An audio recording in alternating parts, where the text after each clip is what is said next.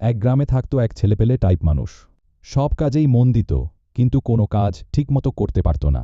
গ্রামে সবাই তাকে ডাকত আইডিয়া স্পেশালিস্ট, কারণ ওর মাথায় সবসময় এমন বুদ্ধি আসত যেগুলো করলে শুধু সর্বনাশই হতো।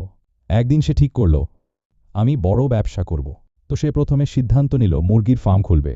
মুরগি কিনে এনে সারা রাত পাশে বসে পাহারা দিল, কিন্তু সকালে উঠে দেখে সব মুরগি পালায় নাই, বরং তার উপর বসে ঘুমাচ্ছে।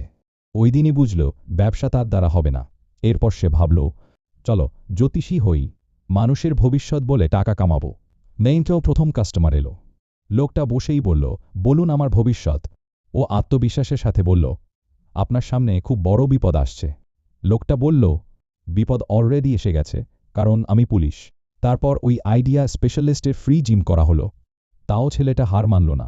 একদিন সে ঠিক করল, আজ আমি হিরো হয়ে যাব।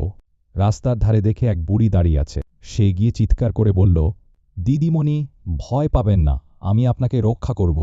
বুড়ি অবাক হয়ে বলল, কে বলল আমি বিপদে আছি?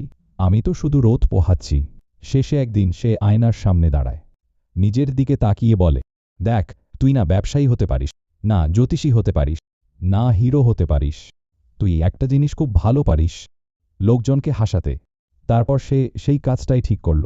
গ্রামে যেখানে যেত সবাই তাকে ডেকে বলত, কিছু একটা বল, হাসতে ইচ্ছে করছে।